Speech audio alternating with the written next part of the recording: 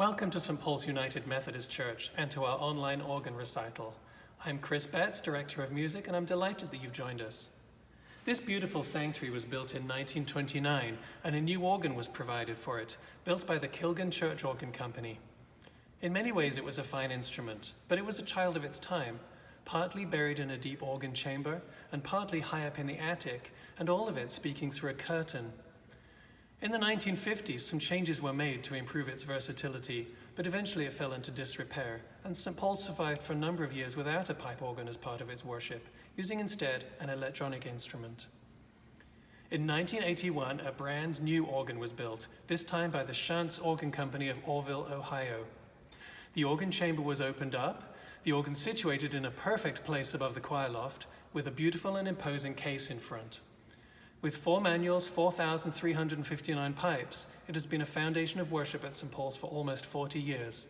In addition to its role in worship, it's been played by celebrity organists and appeared on national radio. I'm really pleased today to be joined by my 2 colleagues, Ben Kurzweil and Joel Treckel. We're going to play for you a program of some of our favorite organ music and take you on a tour of the organ, both outside and inside. Once again, welcome. My name is Joel Treckel, and I will begin our recital today with the fanfare by Jacques-Nicolas Lemmens. Lemmens was a 19th century Belgian composer who taught at the Brussels Conservatoire. He trained several notable organists, including Charles-Marie Widor and Alexandre Guillemot, both of which became leading figures in the development of the modern French organ school. This piece uses an echo effect, which is achieved by switching between the various keyboards of the organ.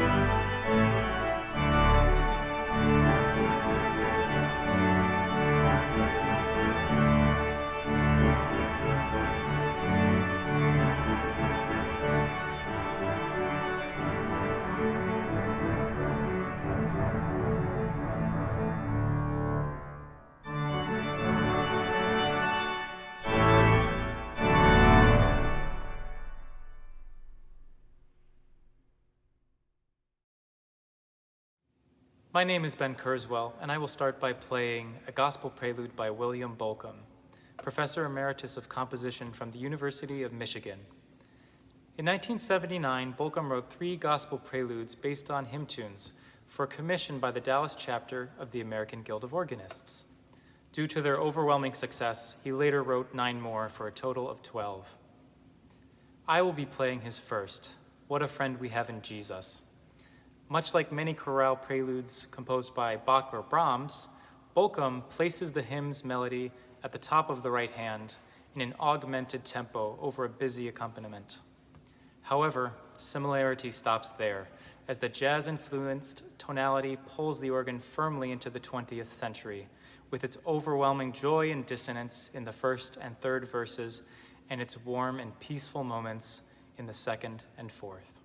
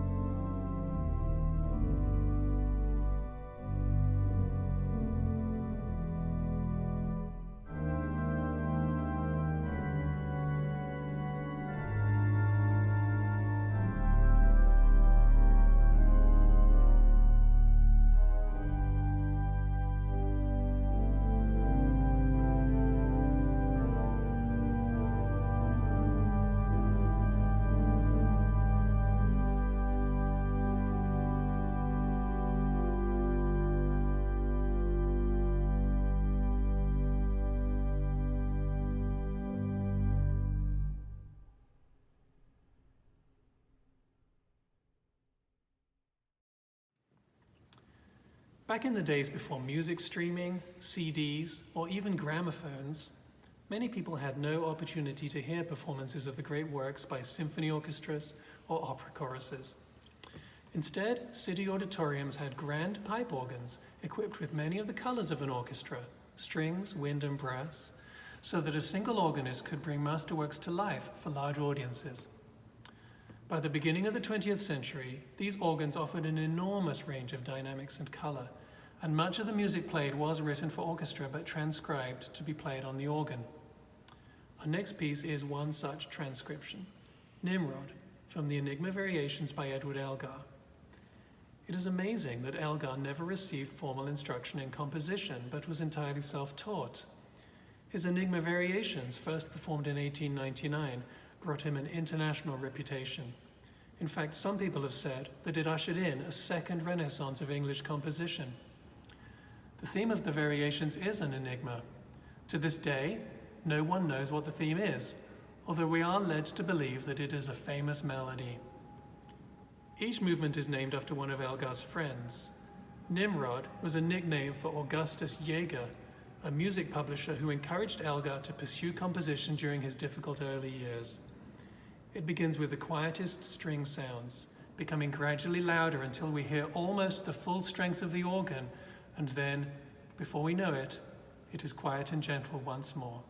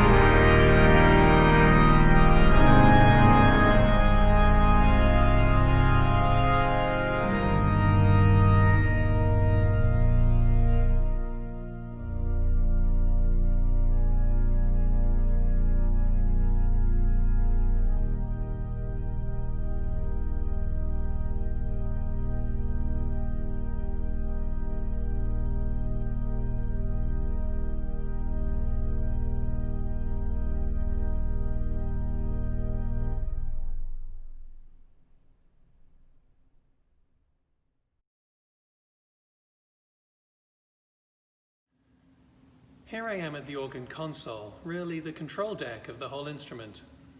The first thing that you'll notice will be that there are multiple keyboards, 4 for the hands and 1 for the feet. Each keyboard controls its own section of the organ, its own division, and it has its own pipes and its own stops or draw knobs. The great keyboard includes the pipes that are the foundation of the whole organ, the principal chorus.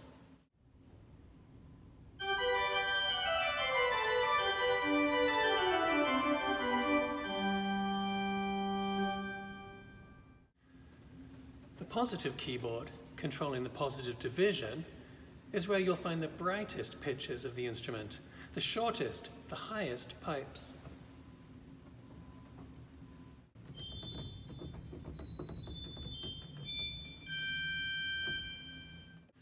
The swell keyboard, controlling the swell division, gets its name because the pipes of the swell are contained behind wooden shutters that can be opened and closed using these swell pedals here.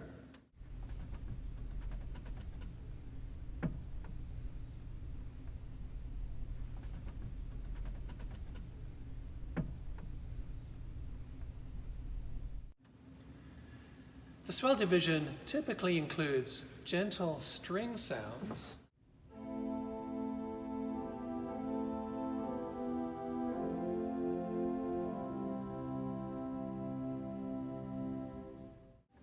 and fiery reed sounds.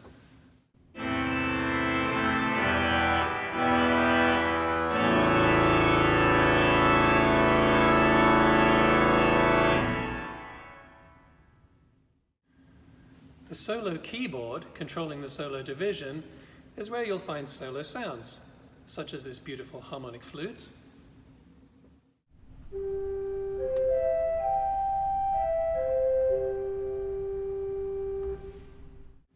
this lovely clarinet, which is actually from the 1929 Kilgan organ,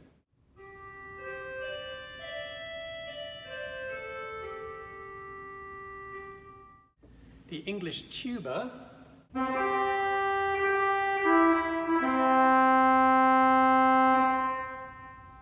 and the very striking trumpet en chamade.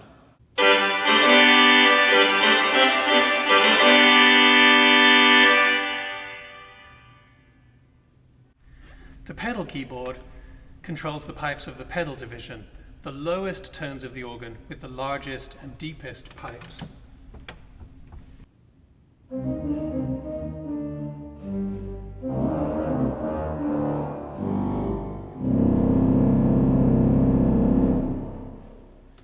The pipes of each division can be used individually with their own keyboards, or they can be brought together using the couplers.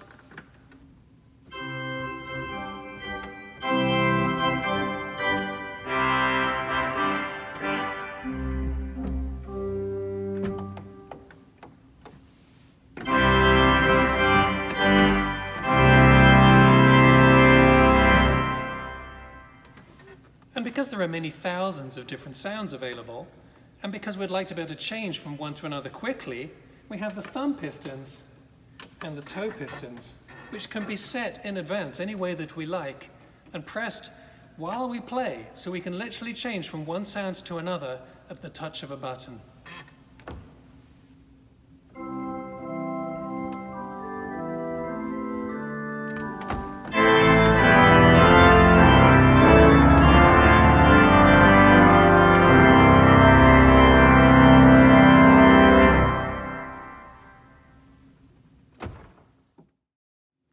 Rachmaninoff's Prelude in G minor is a piece that was written in 1901 for piano and has been loved by many since. While the two instruments differ strikingly in character, the organ sheds new light on the percussive, brooding, militaristic theme in the first and final thirds of the piece, and the string stops shed a new light on the nostalgic, if not mournful, melody in the middle. This performance is largely based on the transcription of Gottfried Federlein, who is most well known for his 3 decades at Temple Emmanuel in New York City.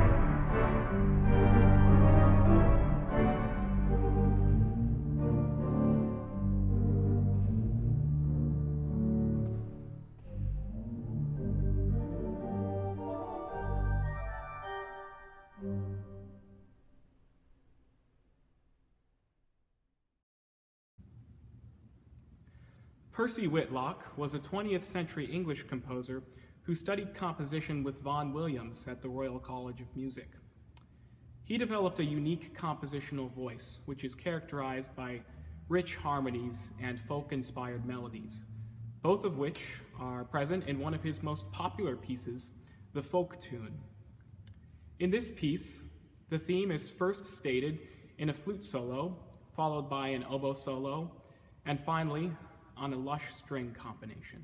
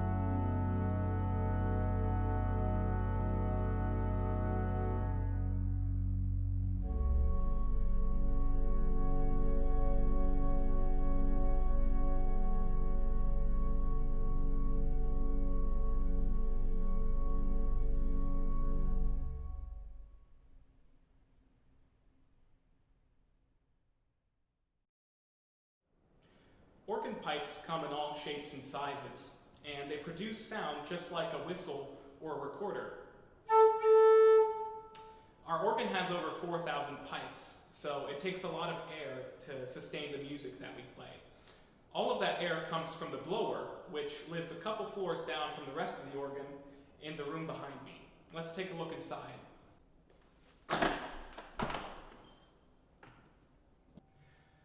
Our blower dates from the 1930s. It was built by the Spencer Turbine Company and was used in the original organ here at St. Paul's.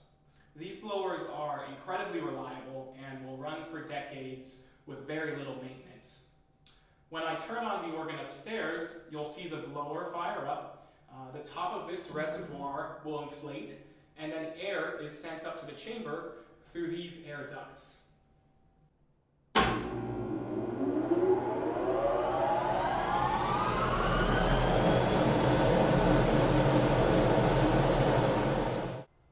Now here we are at the entrance to the organ chamber.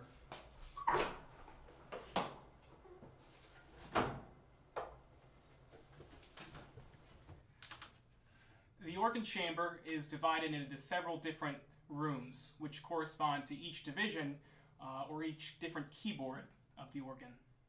The first division upon entry of the organ chamber is the solo division. This houses the pipes that are playable on the topmost keyboard of the organ. These are the tuba pipes, and they're some of the loudest pipes in the entire organ. The rest of the solo division is up this ladder.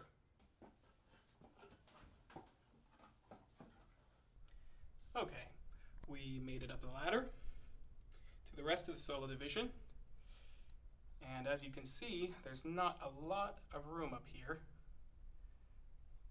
So we're going to go back down. There are several more ladders in the organ, and later Ben is going to show you up to some of the higher sections.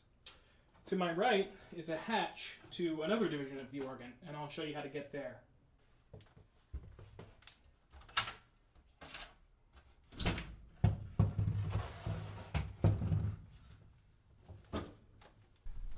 So we walk through this dark corridor, and we turn the corner,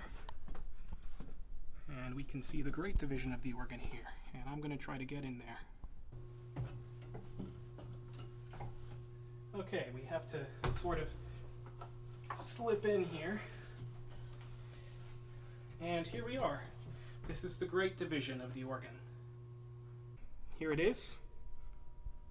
And once again, there's not a lot of room to move around up here. It's sort of a theme of our organ chamber. Okay, so we've seen the blower room, the solo division, and the great division. And later, Ben is going to show us some of the more frightening sections of the organ. But first, here's a little bit more music. One of the most popular forms of organ music is the toccata, and French composers have always been the best at it. French toccatas feature rapid figuration for the hands, and often a big bombastic melody played on the pedals. Our next piece, Carrielle's Soti by Henri Moulay, is one such piece. Moulay was one of many outstanding organists working in Paris in the first half of the 20th century. Carrielle's Soti, meaning carillon or bell postlude, is packed full of motifs that evoke swinging tower bells, such as the ones that we have here at St. Paul's. Like most French toccatas, it makes use of the reed pipes of the organ, the powerful trumpet sounds that give a rich and fiery tone to the music, and our glorious trumpet en chamade with its horizontal pipes makes an appearance at the end.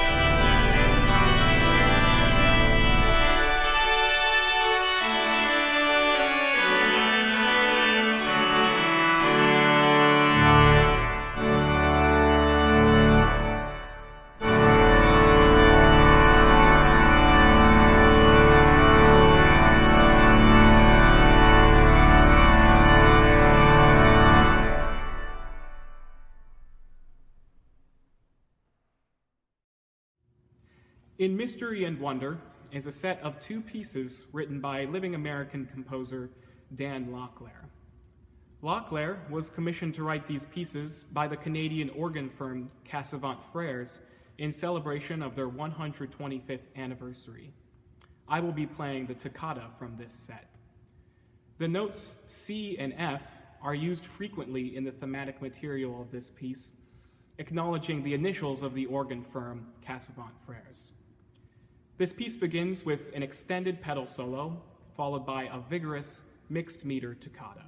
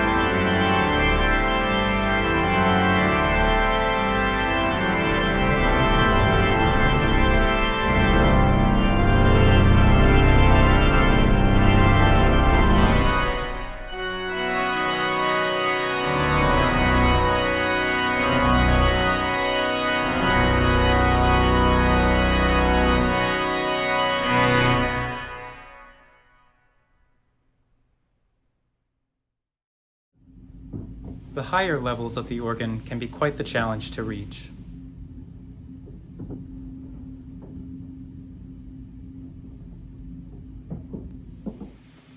Here we find ourselves at the top of the Swell Division. Behind me, you can see some of the shades that allow us to control the expression. Surrounding me are some of the swell principal chorus pipes, as well as the oboe.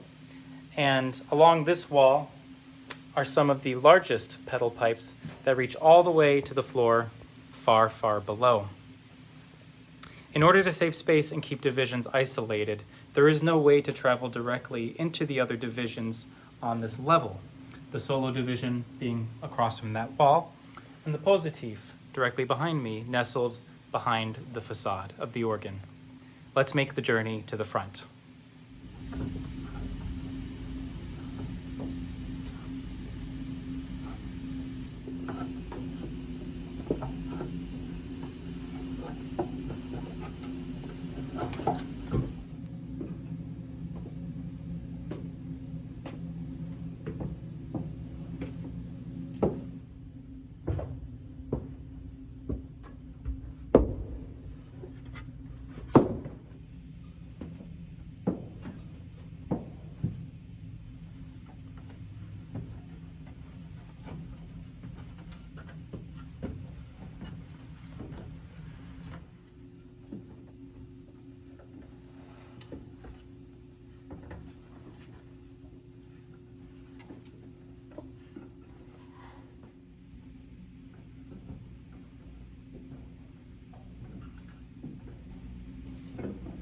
Finally, and from here, we can see directly into the sanctuary through the facade. Next, let's take a look at the antiphonal organ at the other end of the sanctuary. The antiphonal division was installed in 2004 and contains 12 ranks of pipes. Its greatest strength is showed in congregational hymn singing. It can be played from the main console in the choir loft,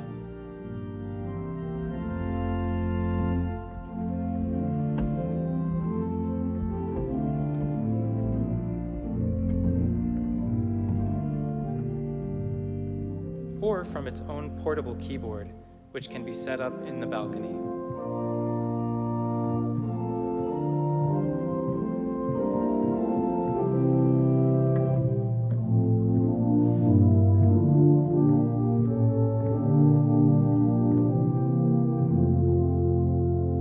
When controlled from the main console and combined with the full organ, the antiphonal division enables the organist to support the congregation by filling the sanctuary with harmony from both ends. I'm up here in the attic above the balcony in the sanctuary to show you the last destination on our tour of the organ. It's July and it's extremely hot up here. This echo division was built by the Pilcher Organ Company for the organ in the previous sanctuary. When the present sanctuary was built in 1929 and a new organ was provided, this small section of the old organ was kept and used as part of the Kilgan organ. When the shunt organ was built in 1981, this part of the organ was included again, although some of the pipes were replaced with ones from the 1929 organ. Being in the attic, it would be extremely difficult to keep it in tune, and in 2004 it was disconnected and replaced with a very effective antiphonal division in the balcony. Here you can see the swell shades and the ceiling of the balcony and our stained glass window above the balcony in the sanctuary. Pipes of this vintage are quite valuable, so we hope that one day we'll be able to reuse them. Part of the organ in this chamber though is still used though, the chimes here against this back wall. You'll recognize them from their use every Sunday before the closing organ voluntary. Before our final piece, I want to introduce you to another organ that we have here at St. Paul's, a beautiful chamber organ, or box organ, built by Oberlinger organ builders of Windesheim, Germany, which we use mainly in the chapel. A chamber organ operates in the same way as a larger instrument, but in miniature. It is similar in style to the positive division of the main organ, which we heard about earlier. This one has one keyboard, 9 ranks of pipes, and a small blower built into the bottom of the case. I'm going to use it to play a short piece by Girolamo Frescobaldi from his Fiori Musicali, or Musical Flowers, a collection published in 1635. It is a canzona, a form of Baroque dance written to be played at the end of a Mass, perhaps even at the newly completed St. Peter's Basilica in Rome, where Frescobaldi was organist.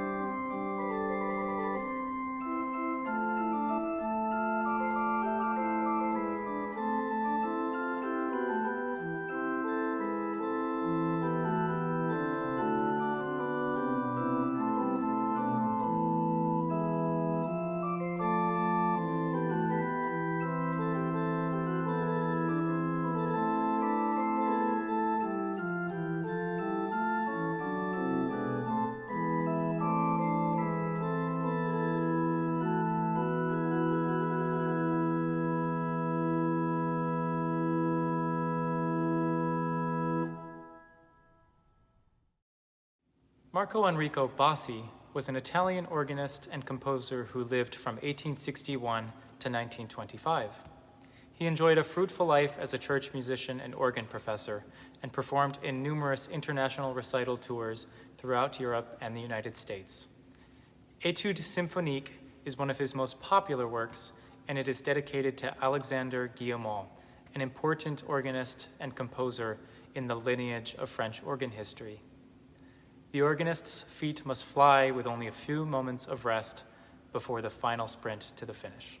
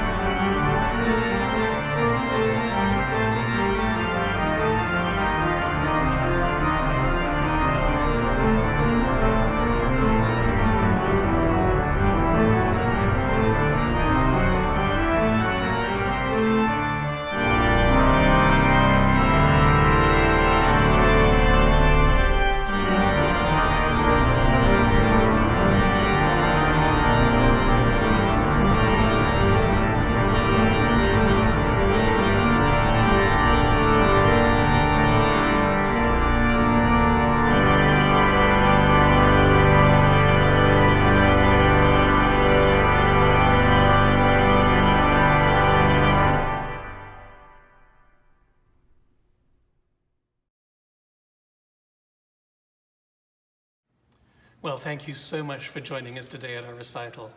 Don't forget there's wonderful music played on the organ before, during, and after all of our Sunday services. See you there.